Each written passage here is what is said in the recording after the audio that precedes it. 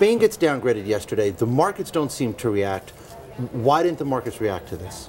Well, you know, I think part of the reason is that the rating agencies are moving behind the markets. And the markets have known for a while that Spain has issues, that there are problems with their fiscal sustainability. What S&P was primarily reacting to was sort of reduced growth forecasts for Spain. Everybody knows that the growth forecasts for Spain are too optimistic.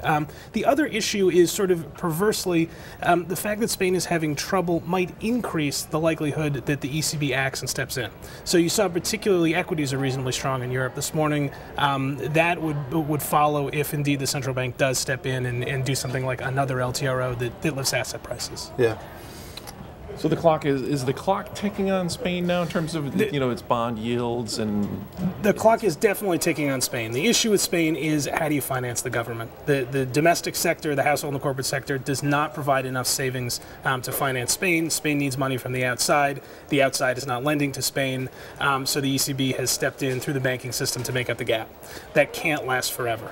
You know, it's funny because you're starting to hear Spanish officials more and more saying, oh, we're not talking about a bailout. No one's talking about a bailout. No bailout. No bailout. No bailout. Same thing happened in Greece. We've seen this movie 3 times before now. Right. So how realistic is it that Spain's going to have to get a bailout? It's going to be very difficult, I think, for the Spanish government to escape having to provide some sort of support for the banking sector. That seems to be the general view. It seems like a reasonable But they view. don't have the money. They don't have the money. The question is there some way to come up with a way to assist the Spanish banking sector, possibly short of a full bailout, but it's a very difficult road to walk. So once you start down the path of external assistance, it's hard not to go down it completely. And that's something that the European Union really does not want to do. So it looks like they're going to have to help out the banks. The government's going to have to help out the banks. And we've heard stories about the finances of some of the regional areas in Spain.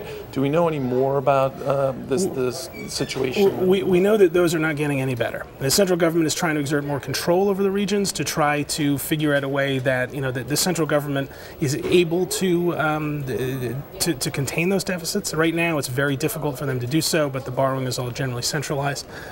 So there have been moves to do that, but again, it's a difficult path. It's a good way to put it, Charles. All right, it's good to see you, man. Good. You are. Listen, you've been a good reporter. Thank you. Thanks for coming on the show.